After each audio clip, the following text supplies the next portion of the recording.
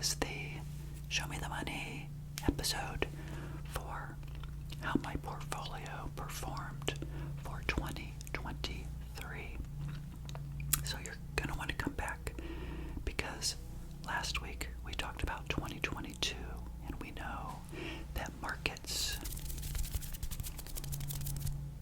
were not that great in 2022. Things did improve in 2023, but it didn't really stabilize until the year that we're in now, which is 2024. Anyway, come back and I will show you the money.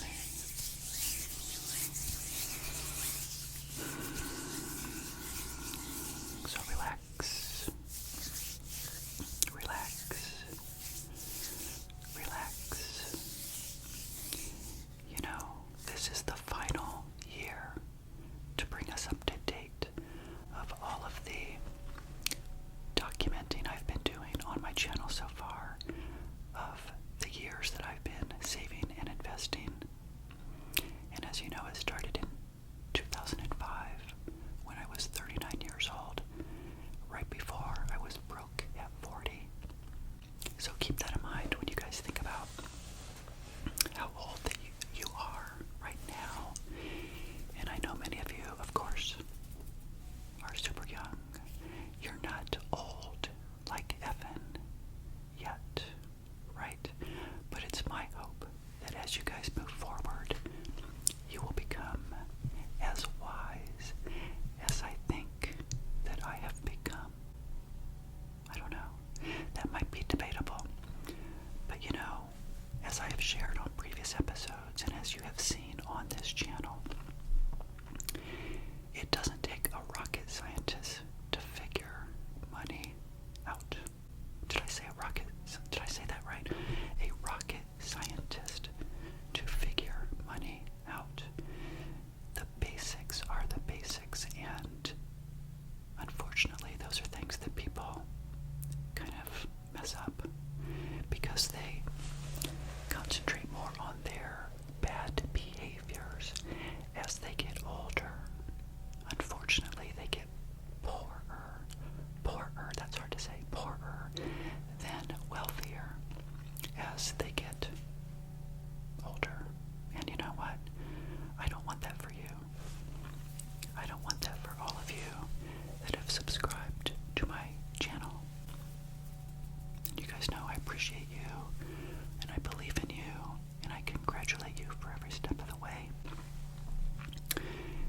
which I'll talk more about on Friday's episode number 62. But today, I want to talk about, again, the importance of an emergency fund. Now, as I've said many times, I've been producing these episodes ahead of time. So it may be that I went back and filled in episodes for Tuesday and Thursday with information that I may be sharing today. Who knows? But you know what? With personal finance, repetition sometimes is necessary. I know that when I was building wealth, repetition was absolutely necessary. Sometimes I had to tell myself over and over again and hear something over and over again to finally really get it. And so because right now is April, I'm producing episodes that will drop in June, which means I may have gone back to talk about an emergency fund in other episodes dedicated to that topic. Who knows?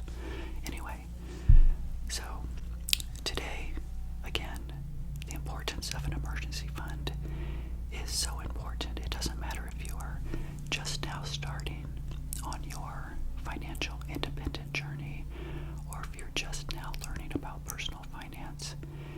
Most money coaches will probably advise you to have at least maybe 3 to 6 months of true expenses, or maybe up to as many as 8 months of expenses that you have in a safe account to be used for times like when you lose your job, etc.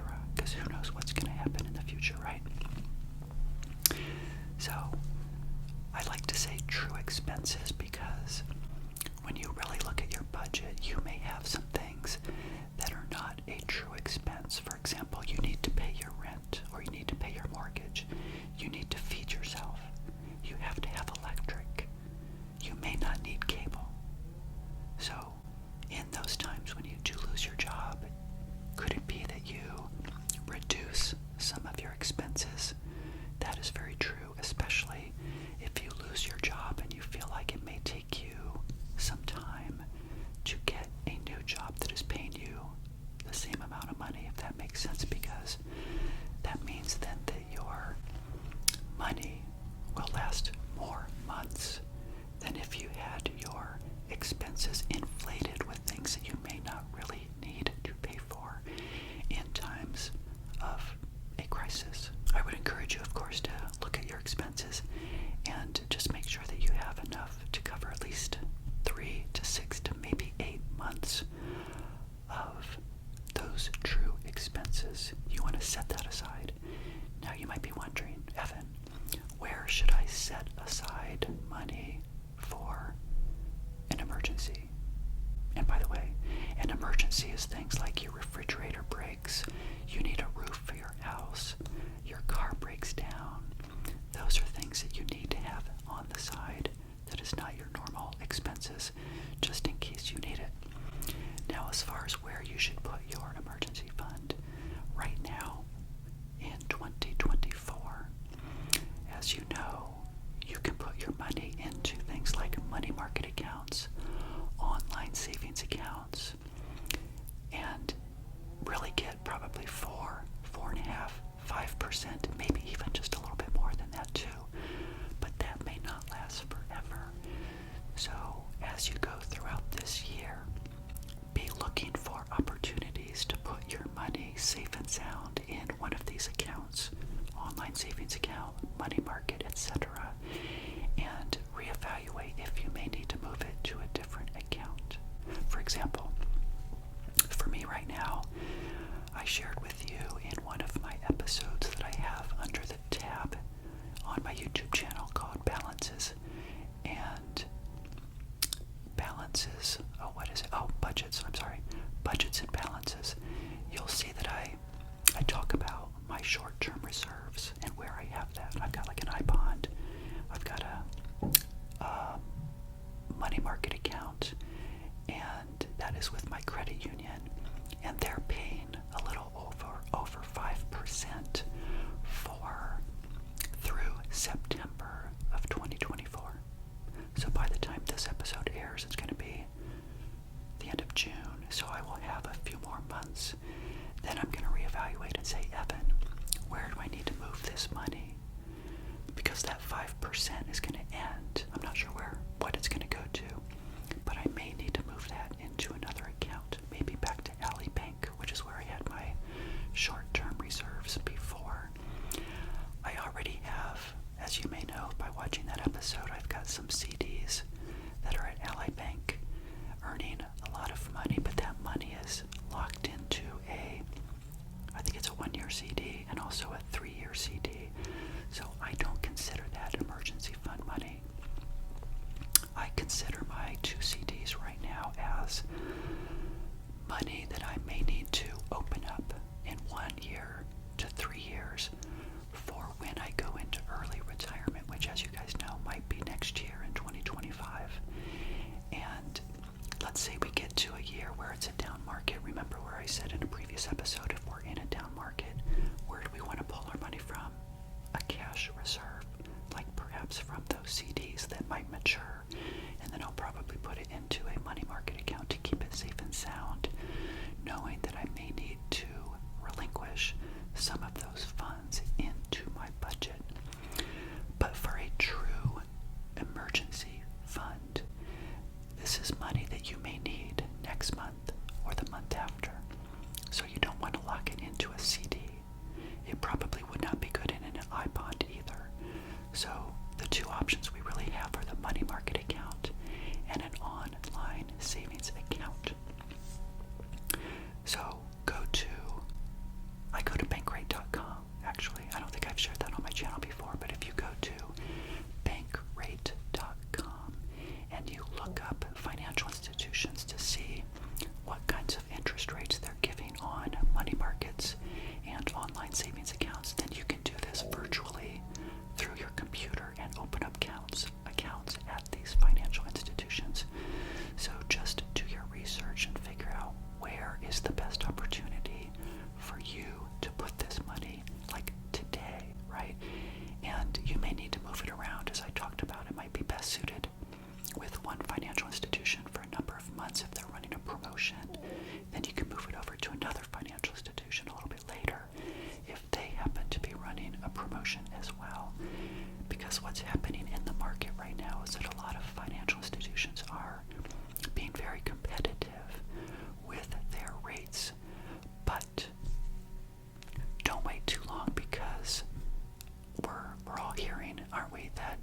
interest rates are probably going to be going down.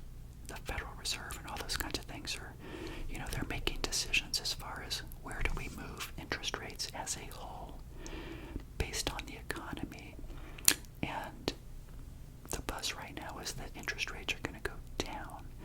So make sure you put your money somewhere like right now. And by the way, if you have extra money that you may want to keep out of the stock market, but you may not need it for maybe 1 or 2 or 3 years, then you may also at this time want to consider putting your money into a CD and lock it at that higher interest rate for X number of years, whatever you feel comfortable with.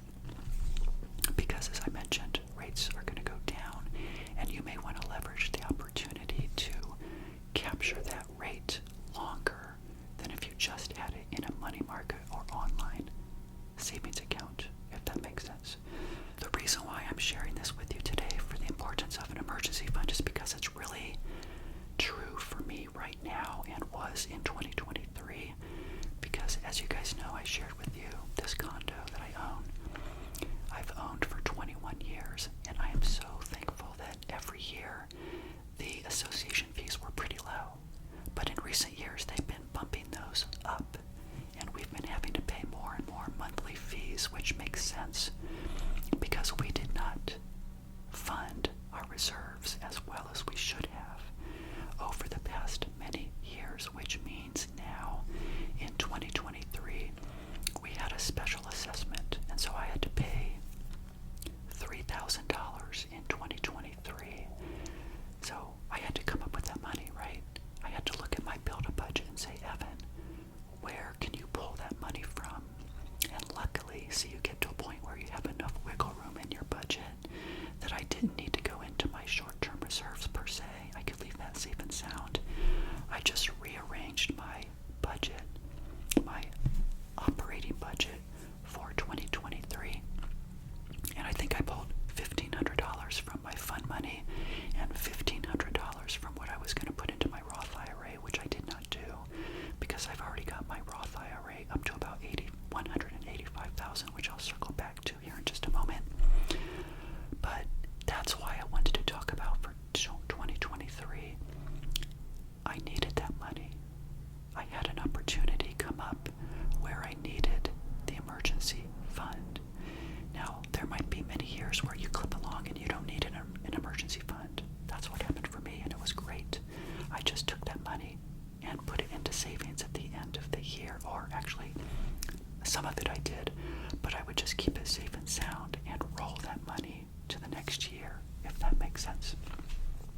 Now, to close out our episode today, the last thing I want to mention is that the Roth IRA that I've been talking about so much on my channel so far, and I just mentioned it a minute ago, a Roth IRA can also double as an emergency fund. But as I've told you previously, that would not be a good idea to take money from your Roth IRA for an emergency. You want to have this other money in an online savings account or a money market that you can pull from for a true emergency, because again, I really don't want you taking money that's in the stock market and pull it out, even though the government says as far as your contributions that you put into a Roth IRA, you can take out. You just can't take out any of the gains from that Roth IRA until you're 59 and a half, I believe it is, and it has to be in that account for at least 5 years in order for you to do so as well.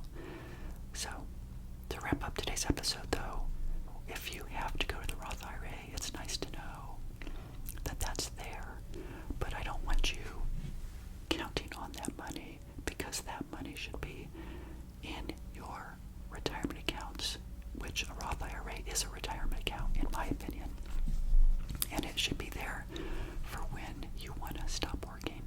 Now, I've had my Roth IRA, as you guys know, for 18 years. I started it in 2006 when I was 40 years old. I remember distinctly starting it in March of 2006. Back then, I was only able to put in $2,000 or $3,000 per year. It's not much